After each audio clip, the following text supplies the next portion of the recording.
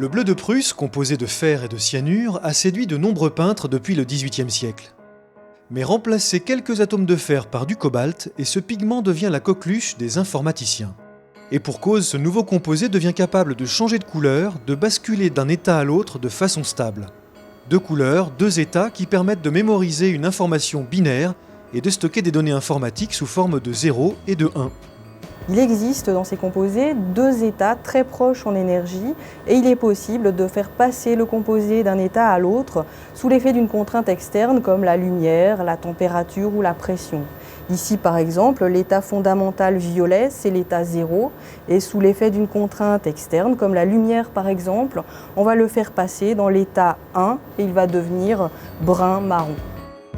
Grâce à ces dérivés du bleu de Prusse, les chimistes espèrent réussir à stocker de l'information à l'échelle de quelques atomes et par conséquent à réduire considérablement la taille des disques durs.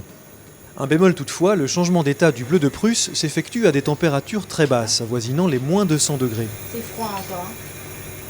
Or, si l'on souhaite un jour fabriquer de mini-disques durs grâce à ce composé, la commutation doit s'effectuer à température ambiante. C'est pour tenter de résoudre ce problème que l'équipe d'Anne Bleuzen est venue faire des mesures sur la ligne L du synchrotron Soleil. Une ligne de rayonnement infrarouge qui va révéler la structure du bleu de Prusse. On a deux composantes, on a la position des atomes et on a aussi la force de rappel entre les différents atomes. Et l'infrarouge lointain va donner non seulement une information sur la position des atomes, mais aussi sur la force qui existe entre les différents atomes et qui les lie entre eux.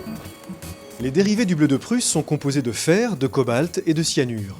Ils contiennent également des cations, ici de sodium notamment, qui rendent la structure générale plus ou moins rigide et la commutation plus ou moins facile. Les enchaînements cobalt, cyanure, fer sont des liaisons fortes, des enchaînements forts, et les cations alcalins viennent perturber ces enchaînements. Et on s'intéresse à l'interaction de ce cation avec la structure, avec les enchaînements cobalt, cyanure, fer.